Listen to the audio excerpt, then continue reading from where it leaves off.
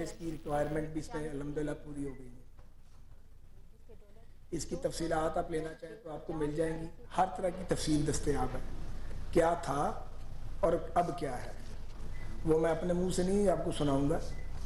تو جو اس میں نقطے تھے اور جو نقطے دور کرنے والے تھے اور جو رکاوٹیں تھیں اور جہاں جہاں کوئی گانٹھ لگی ہوئی تھی وہ ساری گانٹھیں کھولی ہیں اور اس کو راستے کو صاف کر کے تو یہ ہمارے افسران کی ٹیم نے اور نورنکو اور ایزی وے ان کی جو کمپنیز ہیں انہوں نے بھی بڑا کوآپریٹ کیا ہے ریلویز کے ساتھ. اور اب یہ ہم سمجھتے ہیں کہ اس کا بینیفٹ جو ہے وہ پاکستان ریلویز کو خاصا ہوگا. یہ ایک ایسا کام ہے جس کی عرصے سے ضرورت تھی. تو ہم اس کو آسانی کے لیے رابطہ اپلیکیشن کہہ سکتے ہیں. یہ بی او ٹی موڈ میں چلے گا. 12 سال اس کی ٹائم لائن ہے. تو بی او ٹی کا مطلب ہے کہ ٹوٹل انویسٹمنٹ انہی کی ہوگی. اور اس کا مطلب یہ ہے کہ کوئی بھی پیسنجر اپنے سفر کو پہلے سے پلان کر پائے گا اپنے گھر میں بیٹھ کے. نہ صرف وہ اپنی سیٹس کا کر سکے گا ریلوے ٹکٹ کا بلکہ ٹیکسی ہوٹل بکنگ کھانے کا آرڈر ہر چیز اس اپلیکیشن کے ذریعے ہوگی. دوسری طرف جو ریلوے کی انکم ہے اس کا بھی مکمل ریکارڈ اب آ جائے گا. اور اس میں ریلوے کی اسیسمنٹ ہے کہ اب ہم کوئی پینی بھی لوز نہیں کریں گے اور ہماری نظروں سے کچھ بھی اوجھل نہیں رہے گا. یہ ہمارے خیال میں best available I T solution ہے. یعنی جو پیسنجر فیسیلیٹیشن بھی کرے گا, ٹکٹ بکنگ, ٹیکسی کی بکنگ, کھانا کس قسم کا کھانا ہے, کہاں سے کھانا ہے اور کس ہوٹل میں وہ ٹھہرنا چاہتے ہیں, کس شہر میں, ہر چیز اس میں موجود ہوگی. اور ساتھ ہی ریلوے کی جو انکمز ہیں ٹکٹنگ کے ذریعے اس کا ٹوٹل ریکارڈ اب یہ آئی ٹی سلوشن کے ذریعے ہمارے پاس موجود ہوگا. اس کے ذریعے بات پارسل کی بکنگ اور ٹریکنگ بھی ہو سکے گی. تو جو لوگ پارسلز بھیجتے ہیں ریلوے کے ذریعے وہ اپنے آپ کو سیکیور فیل کریں گے, بکنگ بھی کرا سکیں گے اور اس کی ٹریکنگ بھی کر لیں گے. اسی طرح جو ٹرین آپریشنز ہیں اس کی جو مینجمنٹ کا سسٹم ہے وہ پہلے تو پرائیویٹلی چل رہا تھا, وہ اس کے ذریعے ہمارا ٹرین آپریشن مینجمنٹ سسٹم تک بھی پیسنجرز کو رسائی ہوگی. کون سی ٹرین کدھر ہے, کس جگہ پہنچی ہے, کتنے بجے آئے گی, ہر چیز جو ہے وہ اس کے ذریعے دستیاب ہوگی. اسی طرح کمپلینٹس کا اندراج بھی اسی ایپ کے ذریعے ہوگا. اگر کوئی ایمرجنسی کال ہوگی تو اس کو بھی ہیڈ کوارٹرز میں اور جو ریلیونٹ سیکشن ہے ان میں بھی اس کو سنا جا سکے گا. یہ سروس جو ان کو یہ جو مل رہی ہے ریلویز کو, یہ ریونیو شیئرنگ کی بنیاد پہ ہوگی. اس میں ریلویز کو بھی جو یہ کمائیں گے اس میں سے شیئر دیں گے. اس کی ڈیٹیلز بھی آگے لکھی ہوئی ہیں. تو یہ ای آر پی کے بعد جو اب ایگزیکیوشن کے مرحلے میں ہے, اب یہ جو رابطہ ہے یہ بھی ایک بڑا امپورٹنٹ سٹیپ ہے ماڈرنائز کرنے کے لیے ریلویز کے آپریشن. اس کے علاوہ چند باتیں میں آپ سے ضرور کرنا چاہوں گا ریلویز کے حوالے سے. ایک تو سبی ہرنائی سیکشن ہے جس کا 90% کام ہم مکمل کر گئے تھے, اور پھر یہ ہوا کہ ایک تو دلچسپی کسی نے نہیں لی بعد میں. اس کے بعد جو پچھلے سیلاب آئے تو دوبارہ پشتوں کو نقصان ہوا. وہ ایریا ہے وہاں سیکیورٹی کے ایشوز ہیں. ہم شکر گزار ہیں مسلح افواج کے اور سیکیورٹی ایجنسیز کے کہ انہوں نے ہمیں سیکیورٹی فراہم کی ہے اور وہاں پہ این ایل سی کام کر رہا ہے. ہمیں توقع ہے کہ بہت جلد ہم سبی ہرنائی ٹریک تو مکمل ہے, اس کے ساتھ جو چیک پوسٹ بنی ہیں ان کو مکمل کر لیں گے سیکیورٹی کے معاملے کو. تو ہمارے پاس لوکوموٹیوز بھی اویلیبل ہیں اور کوچز بھی اویلیبل ہیں. ہمارا ٹرین انشاءاللہ چلا دیں گے جو کہ دہائیوں کے بعد وہاں چلے گی. 4 ضلع ہیں اور کول مائنز کا علاقہ ہے اور بیسٹ ویجیٹیبل وہاں پہ اویلیبل ہے. اس کا فائدہ ان 4 ضلعوں کی اکنامکس کو بھی ہوگا اور رابطہ بھی ان لوگوں کا آسان ہو جائے گا. ملک کے باقی حصوں سے ان کی زندگی انشاءاللہ آسان ہوگی. گوادر میں پاکستان ریلویز کی کافی جگہ موجود ہے. یہ ریلوے والے بھی آپ کو پتہ چلتے ہیں. ان کو میں بڑے عرصے سے کہہ رہا تھا تو ہاں کر دیتے تھے پر کرتے نہیں تھے. بار ان کی مہربانی ہے, اب انہوں نے وہاں پہ اپنا سب آفس کھول لیا ہے, افسران تعینات کر دیے گئے ہیں تاکہ جو وہاں پہ ہماری جگہ ہے ریلویز کی اس کو وہ پروٹیکٹ کر سکیں. اور آگے کی جو ایڈوانسمنٹ ہے اس میں وہ Gwadar port authority, Gwadar development authority اور جو کمپنیاں وہاں کام کر رہی ہیں ان سب سے مل کے مستقبل کے لیے ریلوے کے سیٹ اپ پہ اپنی پوری کنٹریبیوشن کریں. اور ہمیں پل پل کی خبر ہے ریلویز کو کہ وہاں کیا ہو رہا ہے, کیونکہ ریلویز کے بغیر کوئی پورٹ چل نہیں سکتی, نہ کامیاب ہو سکتی. تو اس پر بھی ہم کام کر رہے ہیں. پینشنز اور تنخواہوں میں جو دینے میں دقت آ رہی تھی اس پہ میری منسٹر فائنینس سے بات ہوئی ہے, انہوں نے بڑی مہربانی کی ہے اور کوئی راستہ نکلے گا. ہم نے ان سے گزارش کی ہے کہ ہمارا 7 ارب کا ریونیو لاس ہو گیا فلڈ کی وجہ سے, جب ہمارا آپریشن بند تھا, اور انفراسٹرکچر کا بہت لاس ہوا ہے.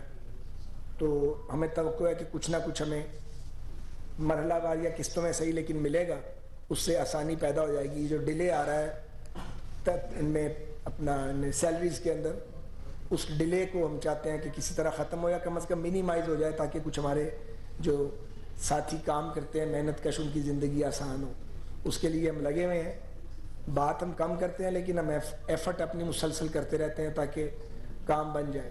اسی طرح فرنس جو ہماری دہائیوں سے تباہ حال تھی, وہ مارچ کے اینڈ تک توقع ہے کہ وہ مکمل ہو جائے گی, اور اپریل کے فرسٹ ویک میں اللہ نے چاہا تو وہ اپنا کام شروع کرے گی. 5-10 دن اوپر نیچے 15 دن ہو سکتے ہیں, لیکن اس سے زیادہ انشاءاللہ نہیں ہوگا. ہم ریلیجسلی اس کے پیچھے لگے ہیں, کیونکہ وہ جو فرنس ہے پرانی, وہ 100 سال پرانی, 60-70 کہہ رہے ہیں, میرا خیال ہے 70 تو اتنے ہے کم. بہرحال وہ کام کرتی تھی اور ضائع زیادہ کرتی تھی. تو پچھلے ٹینیور میں ہم نے اس کے پیچھے کام شروع کیا تھا, تو بہرحال وہ الٹیمیٹلی اب کام بن گیا ہے.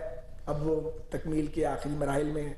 اس سے انہیں اپنا جو وہ یوٹیلیٹی ہے ان کی آئرن بیلٹ کی, وہ ان کو بجائے خریدنے کے یہ خود سے بنا لیں گے. اس سے بھی ہماری معاشی حالت کچھ قدرے بہتر ہوگی انشاءاللہ تعالی.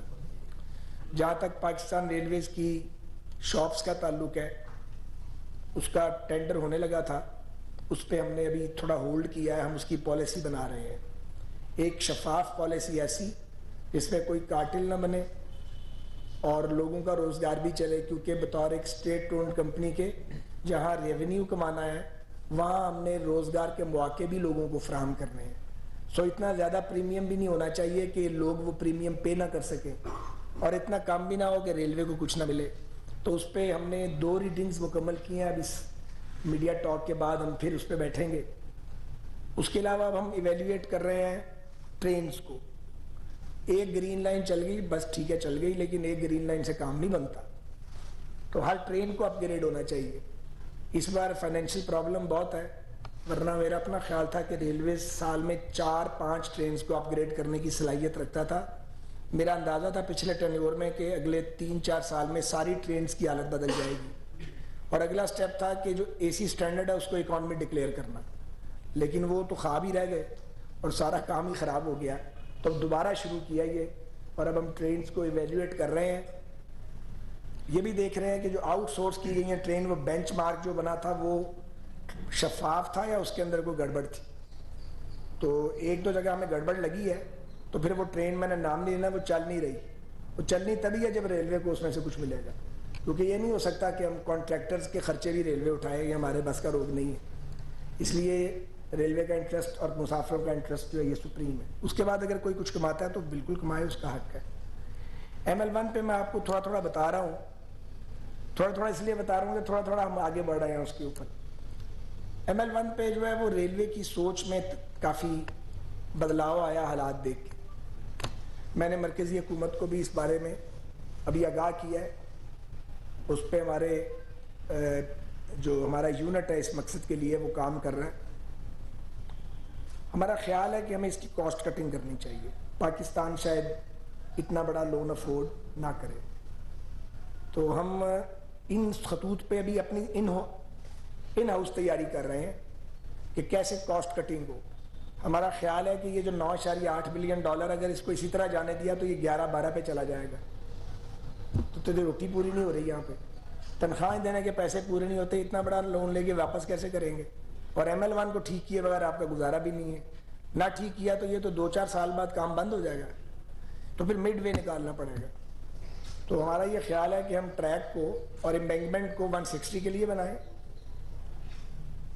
اور ایک سرٹن پورشن پہ وہ 160 پہ بھلے سے چلے, لیکن باقی آنے والوں پہ چھوڑیں. اور یہ جو تمام انڈر پاسز اور فلائی اوور بنانے تھے اور 100% فینسنگ تھی, یہ 120 کے لیے اس کی ضرورت نہیں ہوتی. اس کے لیے پھر اب ہم دیکھیں گے کہ لیول کراسنگ سارے مینڈ ہو جائیں گے اور سگنلڈ ہو جائیں گے, سگنلنگ سسٹم بھی سارا اپ گریڈ ہو جائے گا انشاءاللہ تعالیٰ. الیکٹرک ٹریکشن کو بھی ہم نے دوبارہ اس کے اندر ایڈ کرنا چاہتے ہیں. ہمارا خیال ہے کہ 40% کم از کم کاسٹ کٹنگ ہونی چاہیے, تو اس سے یہ وائبل ہو جائے گا. اور جتنے یہ پیسے تھے اس میں اگر ہم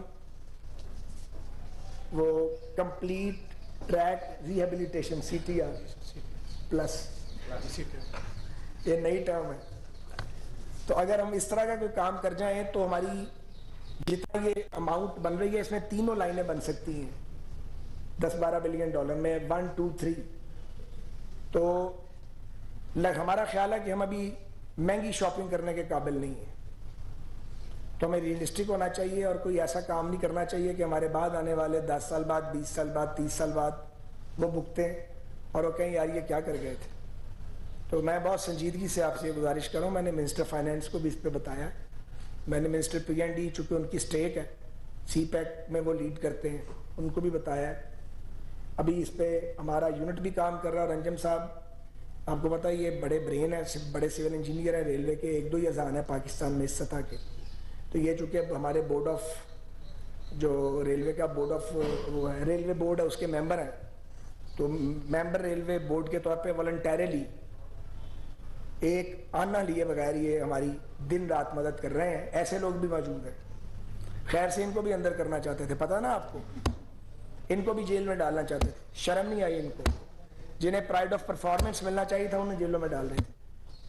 ہمایوں رشید جیسا آنیسٹ آدمی جیل کاٹ کے آیا, بچہ اس کی دیانت کی گواہی دیتا ہے, پھر وہ انہی کے دور میں باعزت بری ہوئے ہیں, انہیں ہم CPEC کے اندر لے کے آئے ہیں. وہ بہترین سول انجینئر ریلوے کے, ان کی کوئی دیانت پہ اور ان کی اس پہ کارکردگی پہ کوئی انگلی نہیں اٹھا سکتا الحمدللہ. سو حال انجم صاحب کا ہے. جاوید انور صاحب کو اندر کرنا چاہتے تھے, آپ کو یاد ہے, پھر انہیں جلا وطنیاں کاٹنی پڑی.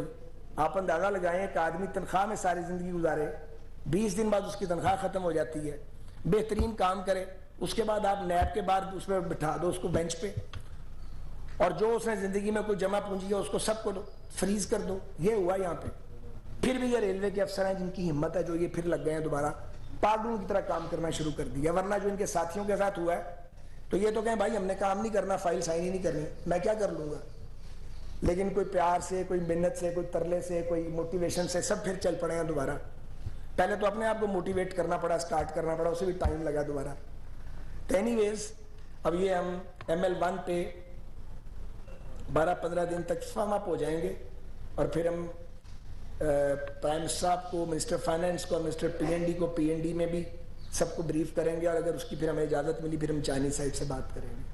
تو اس کو ML1 کی کاسٹ کٹنگ اور اس کو وائبل بنانا اس کی کاسٹ کو لازمی ہے, کیونکہ جو معاشی حالات ہیں وہ مہنگی شاپنگ شاید ہم افورڈ نہیں کرتے ہیں.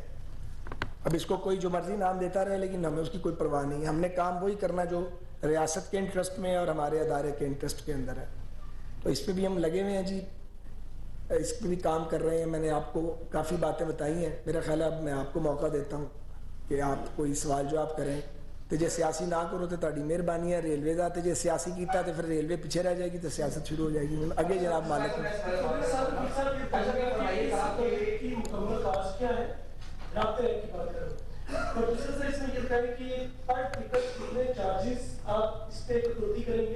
اور تیسرا ریلوے کی پرسنٹیج کے حوالے سے لاسٹ جو میٹنگ ہوئی تھی چائنیز کے ساتھ, اس معاملے پہ آئی تھنک وہ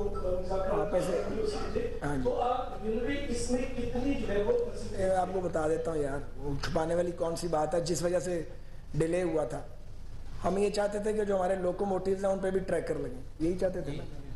وہ اس میں تھا نہیں, تو میں نے ان کے ساتھ اپنے ساتھیوں کے ساتھ پھڈا ڈال دیا کہ مجھے نہیں پتا بھائی ریلوے کے انجنز کی بھی ٹریکنگ اس کے اندر ڈالو. وہ اب ڈل گئی ہے, ان کی مہربانی ہے بھائی, سیدھی بات ہے. اب جو آپ نے سوال کیا ہے وہ اس کی فگرز کس کے پاس ہے, وہ کہاں بیٹھے ہوئے ہیں, دے دو نا, CO صاحب 10 دن کے زیادہ پتہ, آپ بتا دیں جی, بتا دیں. نہیں مائک موٹی جو سوال ہے وہ انہوں نے کیا نا, مائک آن کریں بھائی.